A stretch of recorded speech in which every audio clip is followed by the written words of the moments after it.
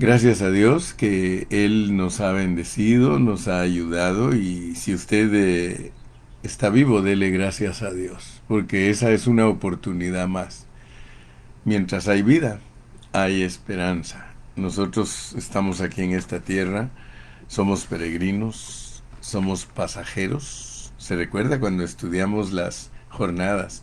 Sukkot, Sukkot que es tabernáculos. Nosotros solo somos tabernáculos que se arman y se desarman y que estamos en un viaje y tenemos que aprender eso, que somos peregrinos. Pero ahora estamos estudiando las 42 generaciones que usó Dios para dar a luz a Cristo. Y estamos estacionados en José. Hemos tomado bastante tiempo para estudiar a José. Este es el mensaje número 18. Bueno, en la serie estamos en el mensaje 132, pero es el mensaje número 18 de José. Y leímos en Mateo 1:16 que Jacob engendró a José. Y puede ser que alguno nos pregunte, pero ese José que ustedes están estudiando no es el esposo de María. Bueno, gracias a Dios porque usted nos dice, no es el esposo de María, debido a que el esposo de María tiene muy poquita información. Entonces tuvimos que auxiliarnos con el José del Antiguo Testamento porque los nombres significan lo mismo. Tanto el José del Antiguo Testamento como el José del Nuevo Testamento, ambos los usa Dios para mostrarnos una enseñanza preciosa que es ser sustituidos. Por eso es que José significa Jehová añadirá. Entonces, esa vida de José para nosotros es muy importante y por eso es que estamos tomando bastante tiempo, porque tenemos que entender que Dios quiere que Jesús se forme en nosotros, que Cristo se forme en nosotros, pero que eso no tiene nada que ver con nosotros, sino que esa es una provisión de Dios. ¿Cómo es que José es el papá de Cristo sin ser el papá de Cristo? Entonces nosotros venimos a ser el papá de Jesús sin ser el papá de Jesús. Suena un poco paradójico, ¿verdad? Y contradictorio, pero esa es la realidad, que de alguien que no merece ser el papá de Jesús, Dios hace el papá de Jesús. Tanto José como María tuvieron que ser personas que Dios escogió para que Cristo naciera, pero que se puede decir, si se me permite, Dios les arruinó su carrera. Dios le arruinó su carrera de papá a José y le arruinó su carrera de ser una mujer que ya no podía depender de sí misma, de su reputación, sino que tenía que depender de Dios. Porque si usted analiza a María, María apareció embarazada sin haber sido tocada por José. Entonces quiere decir que lo que en el vientre de ella había no le pertenecía a José. Ahora usted dirá, ¿y le pertenecía a ella? Sí, porque dice la Biblia que de la simiente de la mujer nacería el Salvador del hombre. Desde Génesis 3:15 está profetizado que Jesús nacería de la mujer.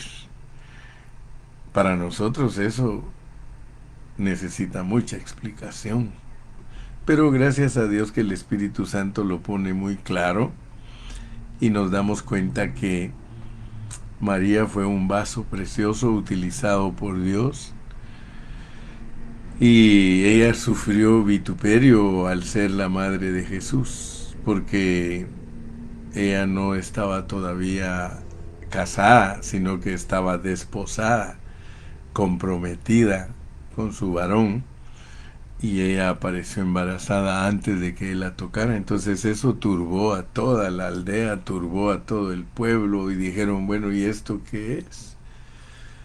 Y por eso tuvieron que intervenir ángeles. Tuvo que hablarle un ángel a José, tuvo que hablarle un ángel a María, le tuvieron que explicar a ellos qué era lo que Dios estaba proponiendo.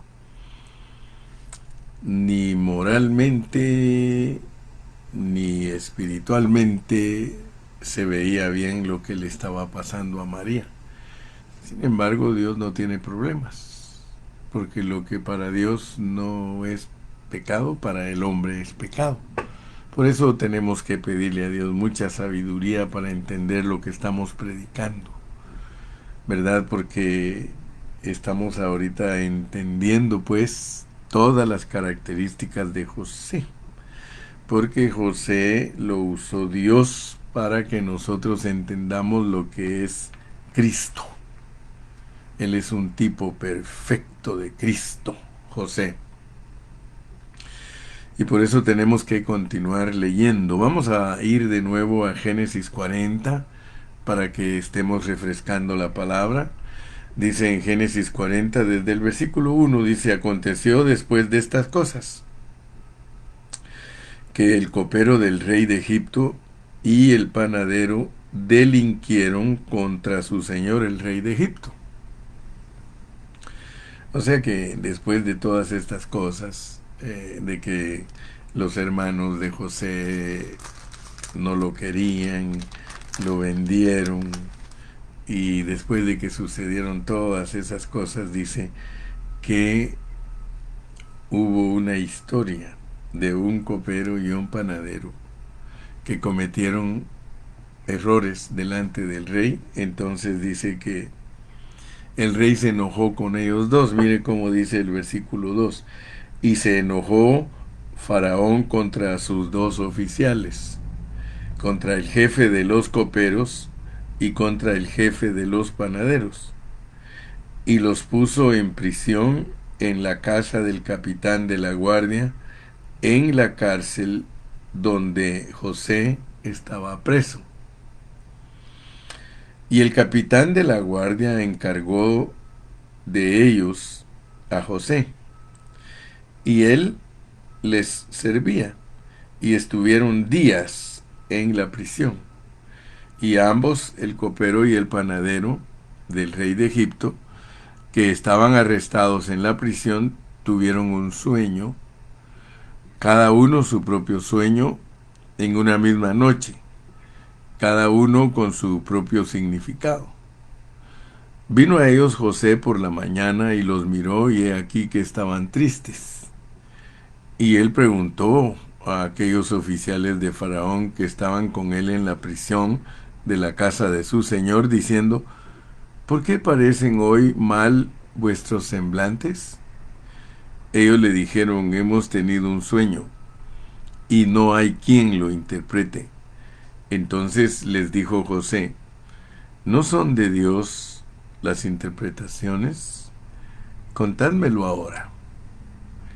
Entonces el jefe de los coperos contó su sueño a José, y le dijo, yo soñaba que veía una vid delante de mí, y en la vid 3 sarmientos, y ella como que brotaba y arrojaba su flor, viniendo a madurar sus racimos de uvas, y que la copa de Faraón estaba en mi mano, y tomaba yo las uvas y las exprimía en la copa de Faraón, y daba yo la copa en mano de Faraón. Y le dijo José, esta es una interpretación. Esta es su interpretación. Los 3 sarmientos son 3 días. Al cabo de 3 días levantará Faraón tu cabeza y te restituirá a tu puesto, y darás la copa a Faraón en su mano, como solías hacerlo cuando eras su copero. Acuérdate pues de mí cuando tengas ese bien, y te ruego que uses conmigo de misericordia, y hagas mención de mí a Faraón, y me saques de esta casa, porque fui hurtado de la tierra de los hebreos, y tampoco he hecho aquí por qué me pusieran en la cárcel.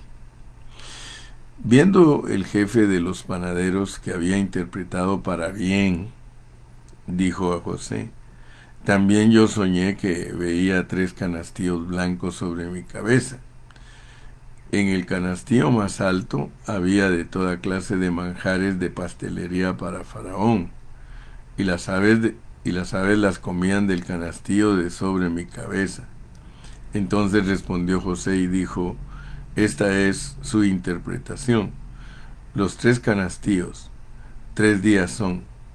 Al cabo de 3 días quitará Faraón tu cabeza de sobre ti y te hará colgar en la horca, y las aves comerán tu carne de sobre ti.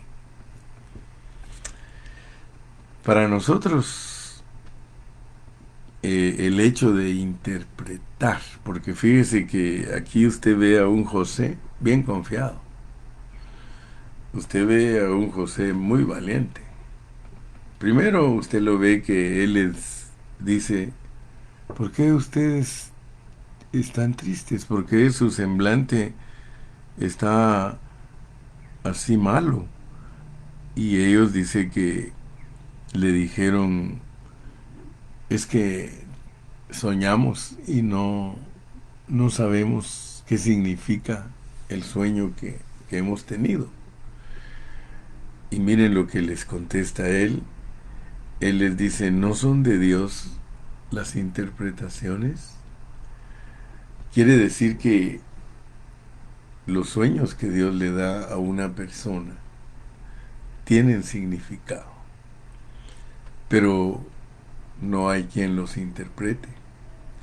Si no hay Josés, no hay manera que nosotros sepamos qué significa lo que soñamos. En el caso de estas 2 personas eran 2 oficiales del rey. Ellos habían delinquido, o sea que ellos habían cometido errores, y el rey se enojó con ellos y los metió a la cárcel.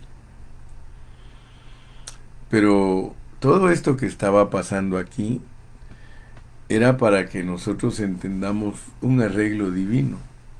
Nada en la Biblia está puesto de más. Nada en la Biblia está puesto ahí para que nosotros solamente veamos lo superficial de esa historia, sino que en la Biblia están las cosas porque tienen un significado. Y gracias a Dios que nosotros podemos estudiar la Biblia porque la Biblia es maravillosa. ¿Quién se puede imaginar que en estas historias se encuentran cosas tan maravillosas y profundas que nos ayudan a entender a nosotros nuestra propia vida? Porque todas estas historias son para que nosotros entendamos nuestra propia vida. Si usted se recuerda, yo le estaba diciendo a usted desde la semana pasada que teníamos a un José, tenemos a un Jesús y tenemos a un cristiano del Nuevo Testamento. Y vimos que José del Antiguo Testamento llegó a ser rey. Tenemos a Cristo que es rey eterno, Él es rey por siempre. Pero tenemos a los cristianos del Nuevo Testamento que Dios nos ha hecho reyes y sacerdotes. Entonces aquí podemos ver que a través de la vida de José Dios nos muestra cómo trata Él con todos sus reyes. Dios tiene una manera de tratar con nosotros, pero si nosotros no ponemos atención a estas revelaciones, porque aquí está escondida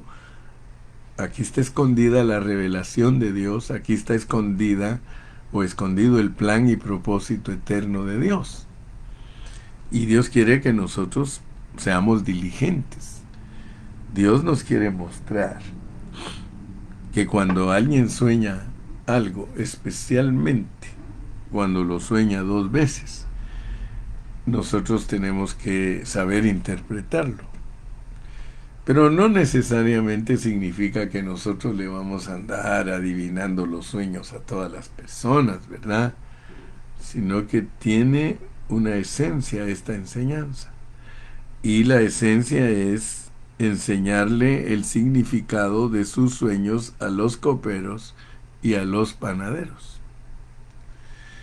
Pero lo importante es que entendamos que los sueños de los coperos y de los panaderos, nosotros los podemos interpretar cuando nosotros tenemos 28 años.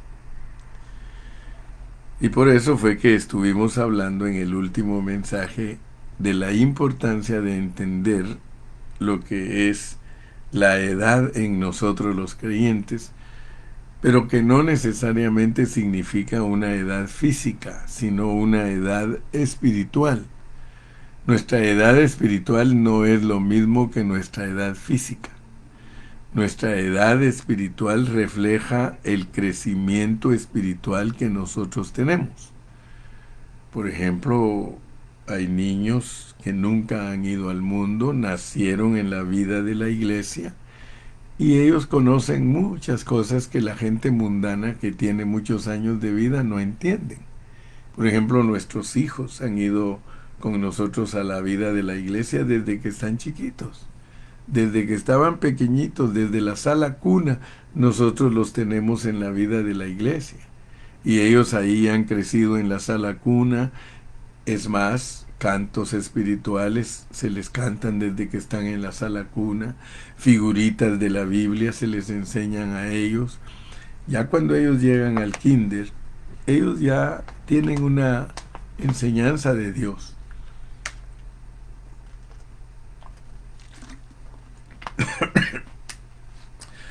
Así que es correcto decir que nuestros hijos, aunque están pequeñitos, están en el kinder, ellos ya conocen cosas de Dios. De hecho, usted le pregunta a un hijito de un hermano que lo tiene desde pequeñito en la iglesia, le pregunta a usted, ¿dónde está Jesús? Y él le dice, en el cielo y en mi corazón. Usted ve que hay niñitos que a los 5 años aceptan a Cristo. Mi testimonio personal es ese. Yo acepté a Cristo desde que tenía 5 años. Cuando nosotros ya éramos adolescentes, nosotros ya entendíamos lo que era ser pecadores, porque nos lo explicaban y nos dábamos cuenta que nosotros mismos éramos pecadores. Por eso nosotros no solo aceptamos a Cristo a los 5 años, sino que a los 12 años nos bautizamos en agua porque estábamos conscientes de que éramos pecadores. Con todos los berrinches que hacíamos y el mal comportamiento que teníamos, nosotros reconocimos que necesitábamos bautizarnos. Así que yo quiero que usted se dé cuenta que la edad espiritual no es lo mismo que la edad física, porque hay muchos que tienen 50 años y ni siquiera saben que Cristo es su Salvador, ni siquiera han entendido que Cristo vino a este mundo para salvarlos y para perdonarlos, para morir por ellos.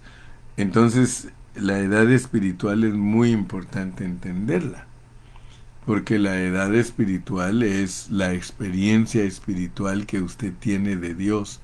Y un niño de 12 años, un adolescente de 17, puede entender mejor que una persona de mucha edad.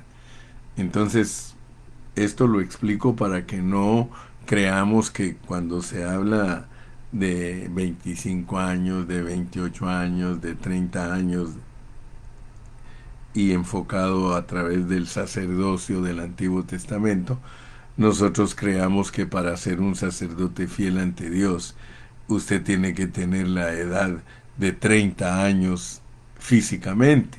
Entonces, por favor, le pido en el nombre de Cristo que abra su entendimiento y que entienda que la edad espiritual no se mide por los años físicos. Porque vuelvo a repetirlo, un adolescente de 17 años puede ser un experto en la Biblia, aún puede saber predicar, saber mucha Biblia de memoria, y otro que tiene 60 años nunca ha abierto su corazón a Dios y ni siquiera conoce que Cristo es su Salvador. Pero aquel otro lo conoce desde niñito, desde la sala cuna se le ha enseñado. Entonces la experiencia espiritual no se mide por los años físicos, sino que representan la madurez del creyente. Muy bien, entonces, de acuerdo a la palabra de Dios, cuando José tenía 28 años, él se encontró con dos compañeros en la cárcel que soñaron y que no sabían qué significaban sus sueños. Eso significa entonces que nosotros,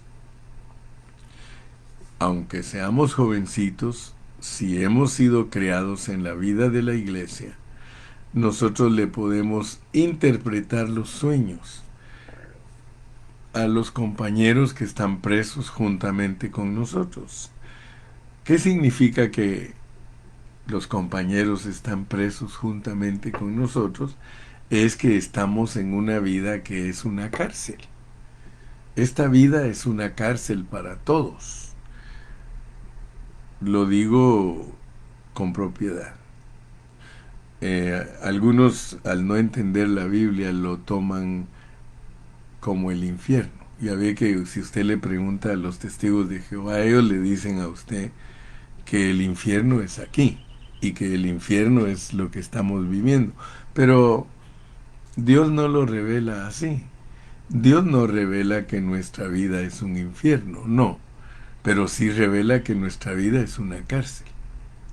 El apóstol Pablo dijo: miserable de mí, ¿quién me librará de este cuerpo de muerte? O sea que no estamos falseando la palabra ni estamos inventando nada que venga de nuestra propia imaginación, sino que Dios nos puso presos a nosotros. Les dije que puso preso a José en una cárcel física y puso preso a Cristo en una muerte física, en una cruz, en un vituperio, en un maltrato. Esa era una cárcel. El Señor Jesús no tenía la cárcel que tenemos nosotros, de un cuerpo caído y de una alma arruinada. No, el Señor, Él es Dios. El Cristo es Dios. Él no tenía la naturaleza pecaminosa de nosotros, que se hereda por ser nacidos de un hombre y una mujer. Él era nacido del Espíritu. Él, su esencia es Dios mismo, que fue probado, que pasó por todos los sufrimientos por causa de nosotros. Esa es otra historia. Pero Él, en su personalidad, Él era impecable. Él era alguien que no tenía en Él la naturaleza de pecado. Por eso Él es representado como una serpiente de bronce, no como una serpiente disecada. Si Él hubiese sido pecador, el asta que usó Moisés para levantar la serpiente, ahí dijera que disecó una serpiente y la alzó por medio de esa asta. Pero no, ahí dice que una serpiente de bronce, porque bronce tipifica en la Biblia juicio, y el Señor Jesucristo recibió el juicio que nosotros merecíamos en su cuerpo como castigo por el pecado de nosotros. Así que Él nos sustituye a nosotros. Pero regresemos pues a nuestra historia donde estamos de 28 años. Dios nos pone a través de José con una edad de 28 años para aprender a interpretar los sueños del copero y los sueños del panadero. Nosotros tenemos que, por el Espíritu, discernir a los coperos y discernir a los panaderos. Gracias a Dios que es tan sencillo, no tenemos complicación de saber quién es un panadero. Es alguien que hace pan. ¿Y quién es un copero? Alguien que hace vino. Ahora, notemos pues que para entender nosotros los sueños de un copero y los sueños de un panadero, nosotros tenemos que saber que el que da la interpretación es Dios. Yo te hago una pregunta. Si ya captaste lo que es un copero y lo que es un panadero, porque un copero es el que exprime la uva para hacer vino, y un panadero amasa la harina para hacer pan. Y todos sabemos que las uvas son Cristo, ¿verdad? Porque Cristo mismo dijo: yo soy la vid verdadera.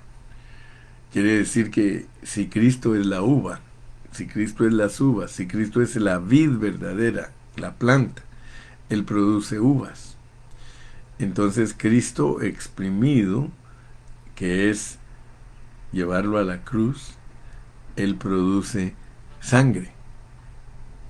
Esa sangre que se produce, tipificada por el vino, es la sangre redentora.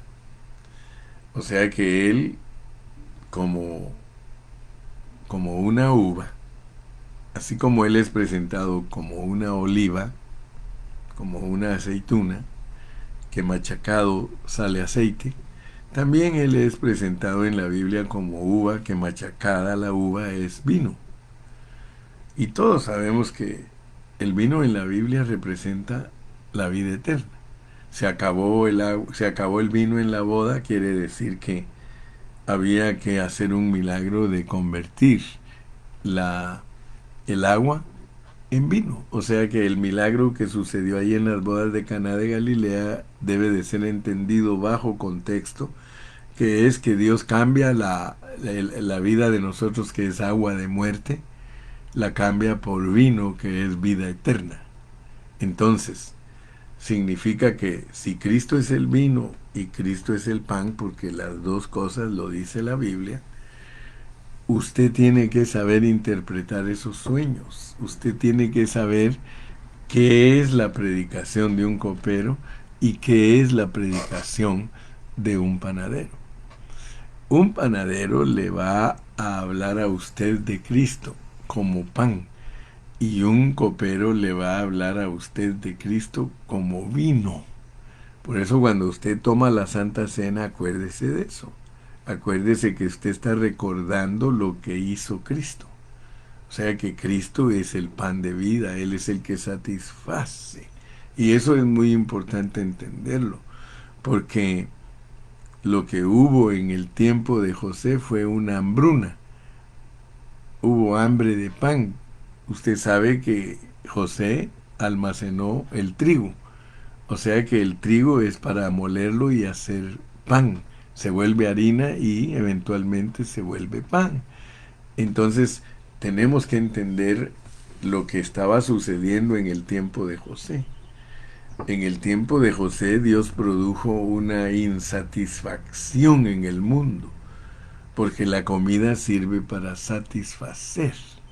Entonces, cuando Dios menciona que había una hambruna, que había hambre en toda la tierra, Él está precisamente ayudándonos a entender que la gente estaba insatisfecha, no había satisfacción.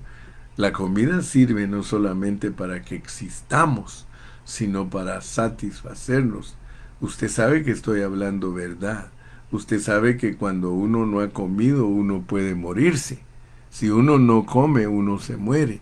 Pero aparte de que la comida produce vida, produce satisfacción. Dígame usted si no, después de comer un platillo sabroso, usted se siente muy satisfecho.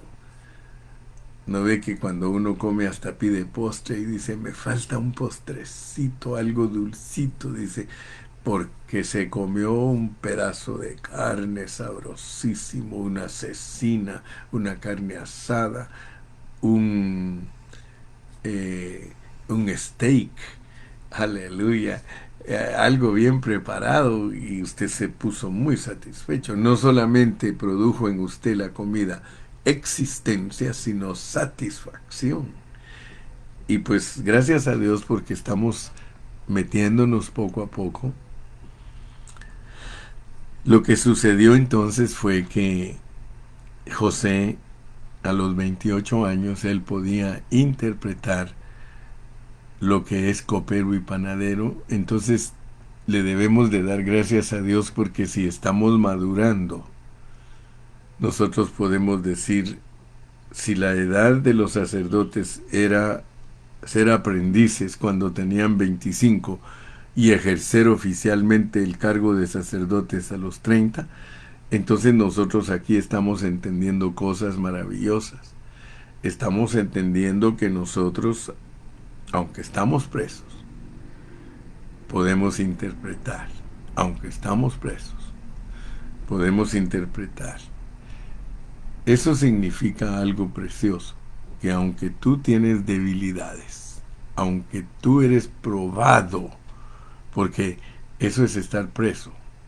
Ya les expliqué que nosotros, los Josés del Nuevo Testamento, estamos presos en nuestra alma, en nuestra carne, en nuestro ego, y por eso es que tenemos que entender todo el mecanismo de este contexto, porque no seremos liberados de eso si no experimentamos las cosas preciosas que Dios nos está revelando.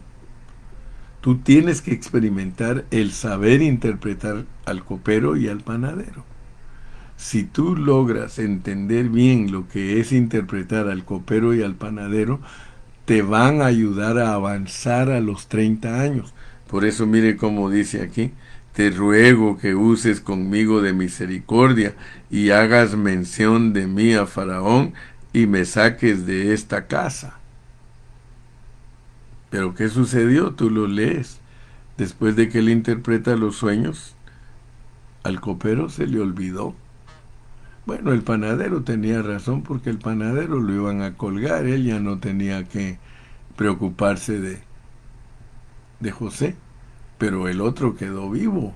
Mira, dice en el capítulo 41 y versículo 1, aconteció que pasados 2 años, tuvo Faraón un sueño.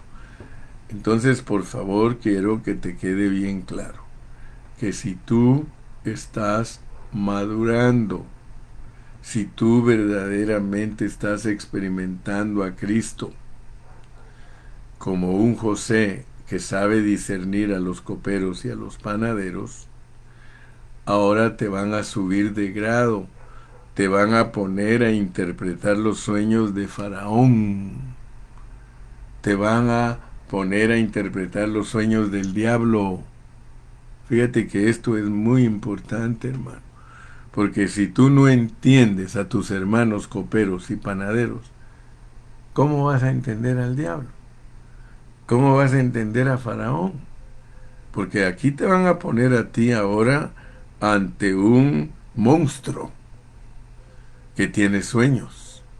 Y ahora te va a tocar a ti interpretar los sueños de Faraón. Pero nota pues que esto es maravilloso, porque este es el mecanismo para ser libres de la cárcel. Hablando en plata pura, ¿entiendes tu cárcel, hermano? ¿De verdad estás bien consciente en la cárcel que tú estás? ¿Eres egoísta? ¿Eres pendenciero? ¿Eres peleonero? ¿Eres querelloso? ¿Eres sin misericordia? ¿Eres una persona que le da rienda suelta a tu carne? Si estás en esa situación, hermano, estás preso. Y yo quiero decirte que la mayoría de los cristianos estamos presos, hermano.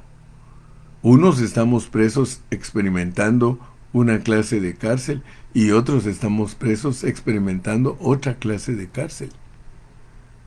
En el caso del copero ya sabes cuál era su delinquir, y en el caso del panadero, por medio de los sueños que les dieron, tú sabes cuál era el delinquir de ellos.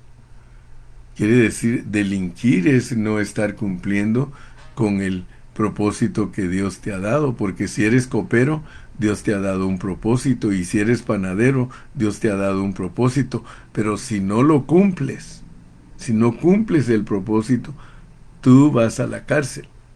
Pero nota pues que Dios tiene diferentes categorías de presos en su cárcel, porque en su cárcel no solo hay coperos y panaderos, hay Josés. Yo no sé quién eres tú, yo no sé quién soy yo, si soy un José, si soy un copero, si soy un panadero. El asunto es este, que si sabes discernir a las tres clases de personas que nos pone Dios en este sueño, tú vas a tomar tu lugar. Toma tu lugar. Porque el lugar de nosotros o es copero, o es panadero, o es José. Toma tu lugar, está consciente de tu lugar, y si estás creciendo en Cristo más que el copero y el panadero, porque al copero y al panadero hay que interpretarle sus sueños, quiere decir que la categoría de José es más alta que la categoría de copero y panadero. Pero puede ser que nosotros solo estemos ahí en el copero y el panadero y Dios nos está invitando y nos está diciendo, sube de grado, sube de grado, sube a ser José. No te conformes con ser copero, no te conformes con ser panadero, sé José. ¿Sabes qué eso significa? Que no te conformes que si Cristo no se forma en ti. Porque cuando Cristo se forme en ti, tú vas a ser el José que sabes interpretarle al copero y al panadero. Y por lo tanto, ese Cristo que es José tiene la capacidad de interpretarle los sueños a Faraón. Entonces Dios, si tú verdaderamente estás creciendo, no te conformes a ser copero, ni mucho menos te conformes a ser panadero. Tú di, Señor, confórmame a la imagen de José, que es confórmame a la imagen de tu Hijo, confórmame a la imagen de Jesús, porque entonces no solo vas a entender los secretos de los que tienen revelación, porque el copero tiene revelación y el panadero tiene revelación, pero la revelación superior la tiene José, porque les puede interpretar. Ellos mismos no podían interpretar lo que ellos sabían y que eran. Entonces ahora Dios te muestra a través de José que la capacidad de José es superior, porque es Cristo en nosotros la esperanza de gloria. Cristo en mí me va a hacer experto en saber lo que le va a pasar al mundo. Interpretar los sueños a Faraón significa que tú puedes entender los tratos que Dios está teniendo con el mundo. No solo vas a saber los tratos que Dios tiene con la iglesia, que son los coperos y los panaderos, sino que aún vas a saber los tratos que Dios tiene con Faraón, que es el jefe del mundo.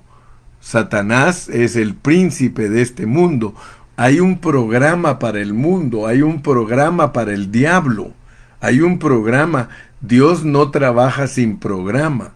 Dios tiene programa para los panaderos y los coperos y tiene programa para Faraón, pero el que tiene toda la solución a los problemas de los dos lados es José. José, entonces, es muy importante para nosotros, y yo espero, hermano, que el Señor te ayude para que alcances a ver que Dios, en una manera indirecta, Él liberó a José de la cárcel, lo liberó, y ese punto ya lo tocamos, pero lo quiero volver a tocar para que al insistir en la enseñanza, esa enseñanza te ayude a agarrar la revelación, que te ayude a que crezcas en Cristo. Mira, José fue liberado del calabozo indirectamente por revelarle al copero su sueño. Y eso es muy importante en este mensaje que estamos estudiando, porque debemos de saber cuál es nuestra carga. José fue liberado del calabozo porque él tenía fe, el hablar con fe. O sea que no tenemos que detenernos, porque es posible que en nuestro subconsciente nosotros digamos, pero ¿cómo le voy a interpretar sueños yo al copero si los sueños míos no se han cumplido? Hermano, los planes de nosotros son planes de largo plazo. Todo lo que nosotros estamos entendiendo de la Biblia son para que se cumpla en nosotros lo que Dios se ha propuesto en nuestra vida eterna. Nosotros solo somos pasajeros en esta vida física, solo somos pasajeros, y lo que realmente nos debe de interesar es lo que Él tiene preparado. Por eso Pablo mismo dice que los sufrimientos y el paso de nosotros por esta tierra no se compara con lo que Dios tiene preparado para nosotros en el siglo venidero. Nosotros no somos personas que dependen de cosas que están relegadas a este sistema. Nosotros somos personas que estamos viviendo nuestros sueños. Mi sueño es un día estar con Cristo totalmente. Mi sueño es un día estar resucitado en un cuerpo glorificado. Mi sueño es estar en la Nueva Jerusalén.